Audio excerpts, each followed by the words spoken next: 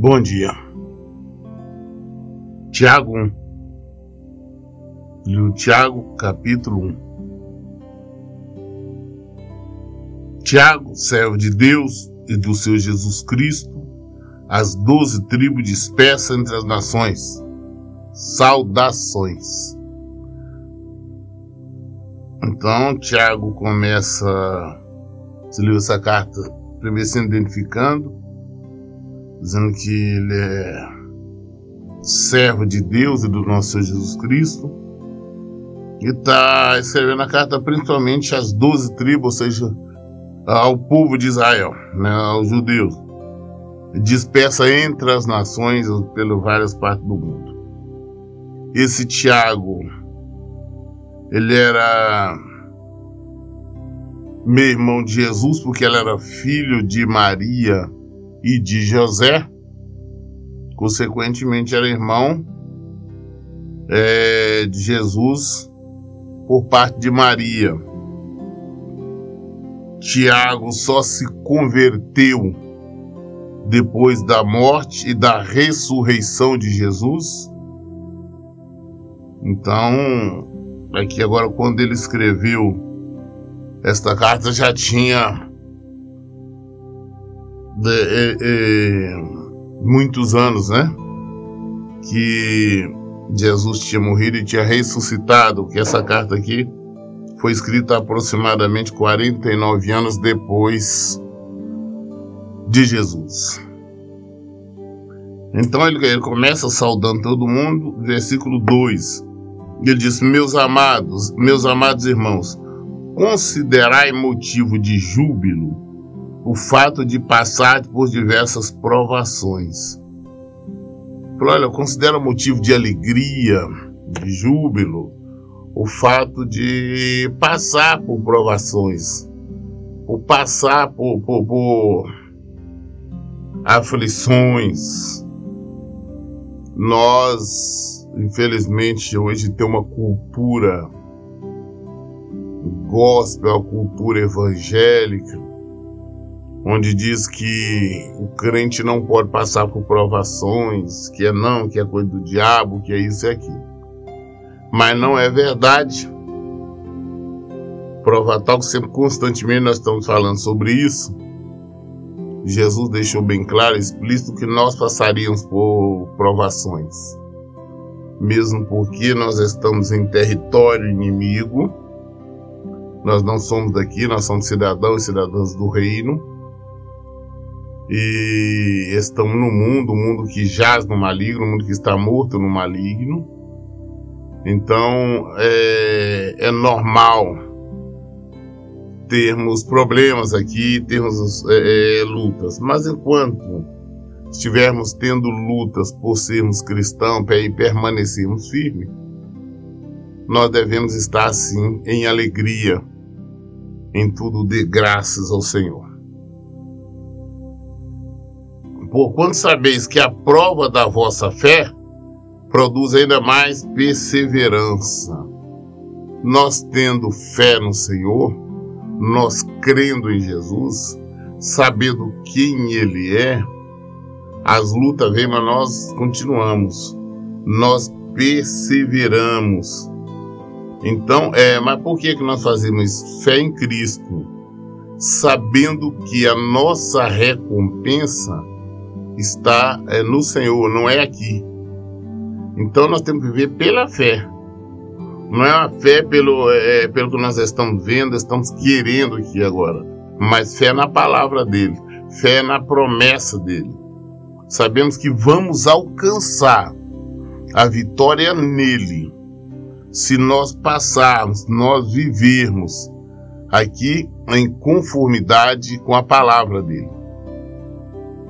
Tendo esta fé, isso é que vai produzir a perseverança, porque vai fazer com que nós perseveramos em obedecer, em praticar o Evangelho de Jesus Cristo.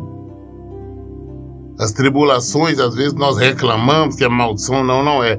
Às vezes é bênção em nossas vidas, as privações, as provações, as aflições, as tribulações, muitas das vezes serve para nós nos aproximarmos mais do Senhor. Porque geralmente as pessoas buscam mais o Senhor quando estão passando por problemas. E às vezes é necessário que eles surjam em nossa vida para nós nos voltarmos para o Senhor. Agora, quando nós perseveramos em viver o Evangelho, eu não estou falando perseverar só em orar por esse ou por aquele motivo, não. Em viver o Evangelho, praticar, mesmo com toda a perseguição, com todos os ataques, nós ficarmos firmes. Isso nós estamos mostrando a nossa fé. E a nossa fé produz, então, perseverança. E a perseverança deve ter plenação, a fim de que sejais aperfeiçoados e completos, sem que vos falte virtude alguma. A nossa perseverança tem que ser constante. Nós perseverarmos em viver o Evangelho, perseverarmos em praticar a palavra de Deus. Quando nós estamos perseverando nesse sentido, nós alcançamos tudo. Porque nos aproximamos do Senhor, Ele vive em nós, Jesus vive em nós, habita em nós, se nós estivermos perseverando em praticar a sua palavra. Aí tudo é perfeito, não nos falta nada. Por que não nos falta nada? Porque o próprio Senhor mora, habita e vive em nós. Mas tudo é pela fé. Temos que perseverar pela fé. Nós temos que compreender, discernir o reino espiritual pela fé. Versículo 5. Se algum de vós tem falta de sabedoria, roga a Deus, que a todos concede liberalmente, com grande alegria. Eu não entendo bem, eu não sei como é isso, eu não sei como é aquilo, eu não entendo bem a Bíblia, eu não entendo bem a palavra de Deus, eu não sei o que o Senhor quer dizer com isto. Não tenho sabedoria? Peça a Deus. Primeiro, se arrependa dos seus erros, dos seus pecados, se arrependa das suas falhas e vá ao Senhor, ore, clame e peça sabedoria. Nós temos que entender, quando nós falamos pedir, é pedir oração. E sabemos que oração é um diálogo, é uma conversa. Nós temos uma conversa aberta e franca com o Pai. E falar com ele, falar, olha, eu preciso que o Senhor me dê sabedoria, porque eu não entendo, eu não compreendo isto e mais aquilo. Eu preciso ser sábio, mas sábio no Senhor. Abra o seu coração, mas que seja uma oração honesta e de fé. Porque veja bem aqui o versículo 6 que ele diz: todavia peça com fé, sem qualquer sombra de dúvida, pois quem crê com reservas é semelhante à onda do mar agitada e levada pelos ventos. Não imagina tal pessoa que assim receberá coisa alguma do Senhor, pois é vacilante, é inconstante em todos os seus caminhos. Se você está querendo sabedoria, mas você tem que ir diante do Senhor para pedir, orando, mas com fé. Primeiro, sabendo que o Senhor existe, Ele é bom, Ele é galardoador daqueles que obedecem, daqueles que o buscam, daquele que serve. Saber que Ele existe, é real, você não pode ter dúvida. Se você tem dúvida, pode ser, pode não ser, então nem perca seu tempo. Não adianta orar se você tem dúvida, que não vai acontecer. Mas revestido de fé, ore e clame, Senhor, dê-me sabedoria, dê-me conhecimento, ajuda-me a entender a Tua palavra, ajuda-me a compreender como o Senhor quer que eu viva, que eu faça. Mas fale com Deus, acreditando que Ele está aí, Ele está te ouvindo. Mas se você for por furo, orar por orar, falar por falar, porque junto com a maioria você não vai conseguir nada. Se você não tem fé, você não vai receber nada. Nós vivemos pela fé. É isso que temos que entender. É pela fé. Pela fé nós suportamos aflições. Pela fé nós suportamos todo tipo de tribulações. Pela fé nós vamos ao Senhor. Pela fé nós existimos. Pela fé. Pela fé nós oramos ao Senhor. Versículo 9.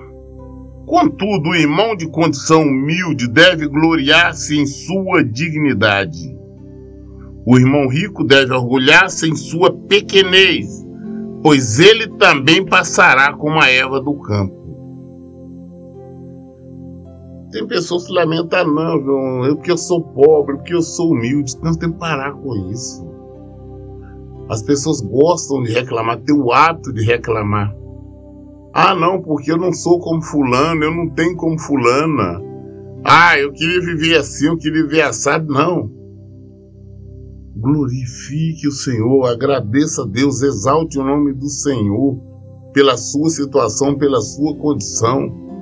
Você é humilde, você não tem tudo que você precisa, ou que você quer, ou que deseja, mas você é uma pessoa digna, uma pessoa honrada, uma pessoa séria, uma pessoa que ama a Deus, que vive em conformidade com o Evangelho do Senhor. Glória a Deus.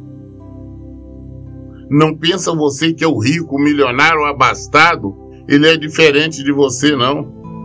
Com a palavra diz que ele glorifique, que ele glorie-se, porque na sua pequenez, ele não é maior, não é melhor do que ninguém, não. E ele vai passar. Não são as coisas do mundo que engrandece o Senhor.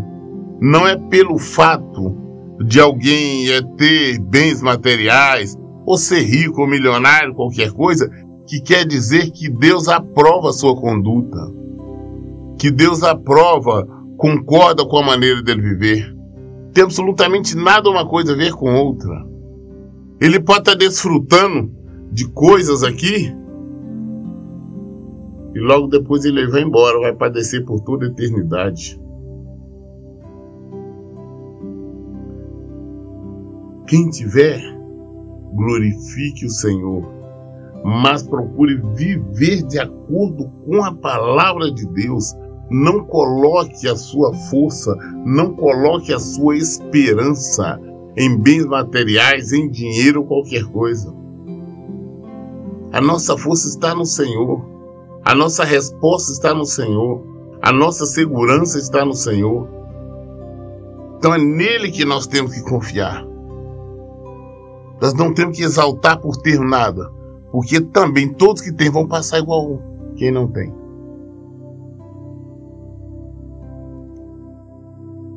Porque o sol se levanta com seu calor intenso e seca a planta.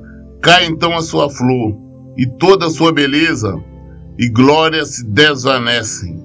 Da mesma forma o rico definhará em meio aos seus muitos compromissos.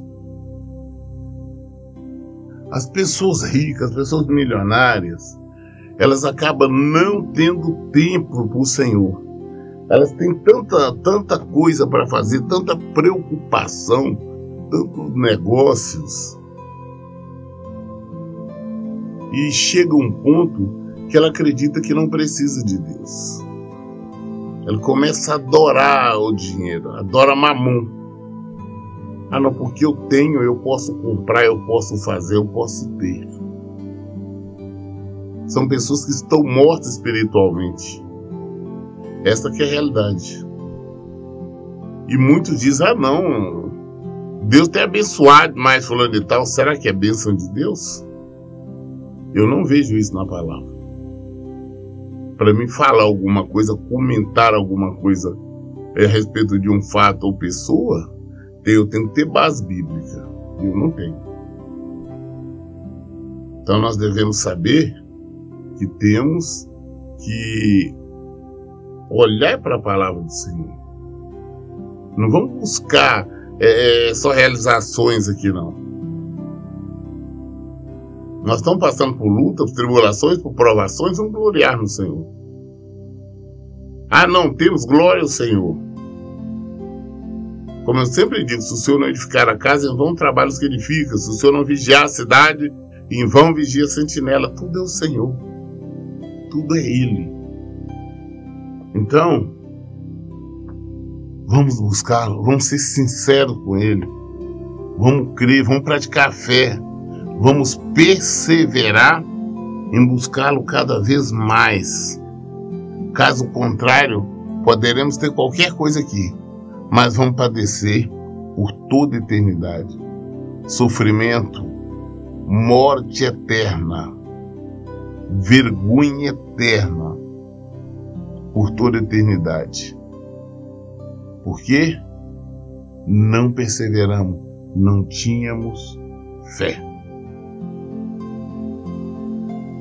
Feliz a pessoa, esse é o versículo 12, feliz a pessoa que persevera na provação, porquanto após ter sido aprovada, receberá o prêmio da coroa da vida, que Deus prometeu aos que o amam. Tem muitas pessoas que, infelizmente, nós vemos muito isso. Pessoas falam que estão buscando a Deus porque estão no problema, estão numa enfermidade, ou problema na família, ou no casamento, ou na vida financeira, sei lá. E começam a procurar Deus, clamar, eu quero que Deus faça isso, que Deus cure, que Deus restaure um casamento, que Deus consiga um emprego, que Deus faça com que ele pague dívida, resolva um problema na família, enfim.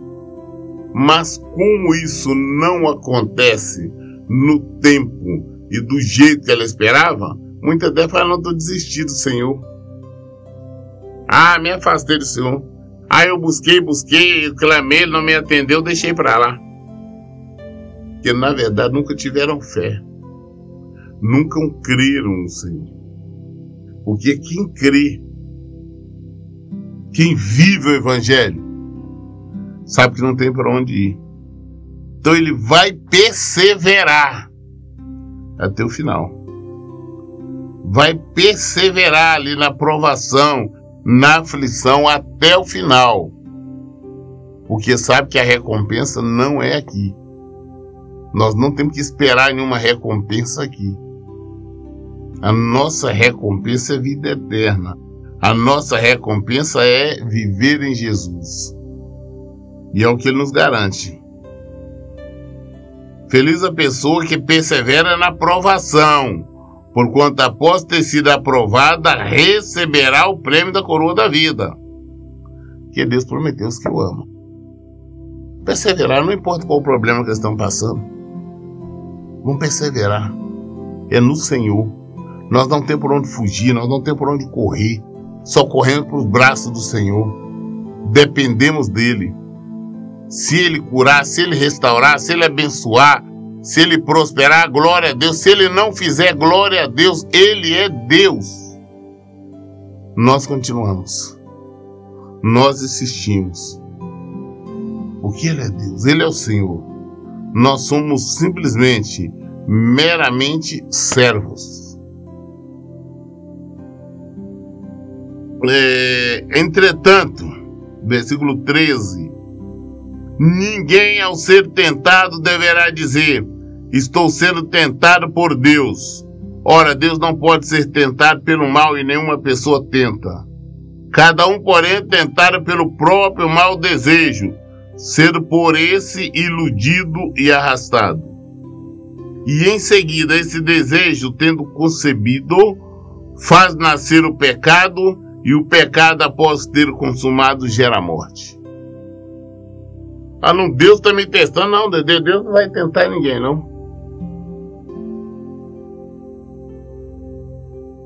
Deus não vai. O problema somos nós. Os desejos da nossa carne. Vêm as tentações. Se nós não estamos firmes no Senhor, se nós temos uma fé doble, se nossa fé não é firme, se nós temos dúvidas, aquelas tentações vêm e nós acabamos caindo. Afastamos do Senhor. Estamos no pecado. Estamos no erro. Que o pecado é o que gera morte. O pecado nos leva para a morte. O pecado nos mata. Ah, não, Deus me tentou. Não, Deus não tenta ninguém. É nós. O diabo, para agir na nossa vida, ele necessita da nossa concordância. Eu sempre digo isso. A nossa carne, nossa vontade tem que agir de acordo com o que ele deseja. O diabo joga as tentações, acerta os desejos em nossas vidas, na nossa mente.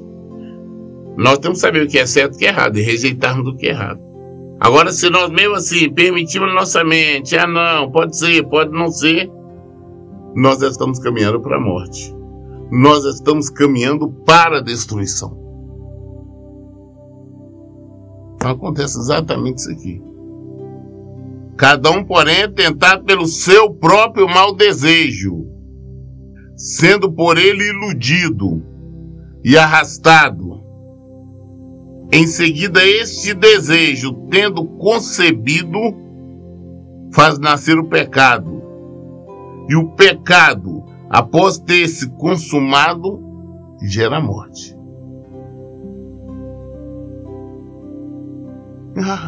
Eu estou com vontade. Eu estou sofrendo muito. Não aguento tanto sofrimento, eu tenho que parar um pouco, eu tenho que descansar. Eu mereço curtir a vida, eu mereço viver. Eu mereço isso. Você não tem fé. Você deveria estar perseverando, você não está. Você está olhando para o mundo, o seu compromisso é com o mundo. O seu compromisso é com a carne. Este compromisso com a carne, você nessa fã, nesse desejo, não vem dizer que foi Deus que está tentando, é você. Aí o que você faz? Você sai e comete um pecado. Cometeu o pecado, aconteceu a morte, gerou a morte. Se você morrer, você vai padecer por toda a eternidade. Versículo 16. Meus amados irmãos, não vos permitais ser enganados. Toda boa dádiva e todo dom perfeito vem do alto, descendo do Pai das luzes, em quem não há oscilação, como se vê nas nuvens, inconstante.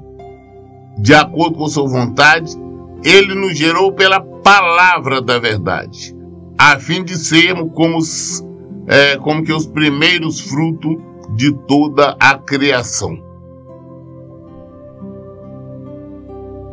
Toda boa dádiva, todo dom perfeito vem do alto. Tudo que é perfeito vem do alto. Não adianta não. Fulano ali é bom, ele faz isso, ele faz aquilo. Não, quem faz é Deus. E bom é Deus. O jovem rico, certa feita, chegando perto de Jesus, falou: meu bom mestre, como é que eu faço para herdar o reino do céu? Jesus respondeu na hora, na lata, falou: bom só um, é Deus. Bom é Deus. Então, não, pastor, o que está acontecendo isso não, isso é de Deus. Ou não é de Deus. Temos que tomar cuidado com os enganos. Temos que tomar cuidado com as mentiras. Mas o que é bom, perfeito e agradável vem do Senhor. E nele não tem oscilação, não tem dúvida não. É reto e acontece. É do Senhor. Nós temos seus primeiros frutos. Versículo 19. Assim, meus queridos irmãos, tende estes princípios em mente. Toda pessoa deve estar pronta para ouvir, mas tardio para falar e lento para irar. Nós tendo este conhecimento, nós temos que entender que nós temos que ter a preocupação primeiro em ouvir. Tem pessoas que falam, dizem do Senhor, mas não é assim. Eu, honestamente, quando encontro pessoas que mais falam, eu prefiro ouvir, eu gosto de ficar ouvindo. Porque ouvindo você aprende, você conhece, você discerne tanto uma coisa quanto outra, saber se são pessoas espirituais ou não, se estão falando da carne ou não. de evitar de estar falando muito e principalmente evitar de ficar irado, ficar com raiva. A palavra do recomenda para nós tentarmos sempre nos abaixar nossa ira, controlar nossa ira. Versículo 20 diz: porque a ira do ser humano não é capaz de produzir a justiça de Deus. Quando você está irado, está com raiva, na verdade você acaba perdendo o controle. E quando você está descontrolado, você já não está em Jesus. Nós sabemos que um dos frutos do Espírito é domínio próprio, é mansidão. E se nós estamos irados, nós estamos meio descontrolados. Nós falamos coisas que na maioria das vezes nós vamos envergonhar depois. É igual um bêbado. Ele faz a série coisa, depois, meu Deus, eu fiz isso, estou com vergonha e tudo. Vamos abrir os nossos olhos nesse sentido. Vamos meditar. Mas voltar para a palavra, viver esse evangelho de Jesus Cristo. Não é fácil, mas é ele que nós temos que viver e praticar. Para o ser humano não é capaz de produzir a justiça de Deus. Portanto, livrando-vos de todo tipo de impureza moral e aparência de maldade, recebei humildemente a palavra em vós implantada, a qual é poderosa para salvar a vossa vida. Portanto, livrando-se de todo tipo de impureza moral, aparência de maldade, recebei humildemente a palavra, que é o próprio Senhor Jesus, em vós implantada, o qual é poderosa para salvar a vossa vida. Temos que receber essa palavra. Nós temos que receber o Evangelho de Jesus Cristo e colocar em prática. Isto que é necessário. Porquanto, se alguém é ouvinte da palavra e não praticante, há um homem que é semelhante a um homem que completa o próprio rosto no espelho. Depois de admirar-se a si mesmo, sai logo e esquece da sua aparência. Não podemos ser hipócritas, a raça que Jesus mais condenou. Eu conheço pessoas que falam, não, eu leio a Bíblia, eu estou lendo a Bíblia, eu leio 3 capítulos, 4, eu leio de dia, eu leio de madrugada, eu leio X hora. Mas a pessoa não está praticando a palavra de Deus, então não faz diferença. A Bíblia não é um manual de orações, eu tenho que ler isso aqui como oração, não. Eu não tenho que fazer um ritual, não. Eu tenho que praticar. Eu tenho que praticar. Aquilo que eu aprendi, eu vou colocar em prática. Isso é seguir Jesus. Isso é buscar Jesus. Isso é praticar o Evangelho. Eu li, eu aprendi. Opa, o que eu aprendi que eu vou colocar em prática agora? Temos que fazer isso. Porque senão, como eu disse, olha, alguém quando chega na frente do espelho é igual, né? Vê a aparência, daqui a pouco você só olhar, você não lembra mais como era, o que tinha, o que não tinha no seu rosto. Vamos ser firmes. A nossa fé não pode ser uma fé dobre, mas uma fé firme.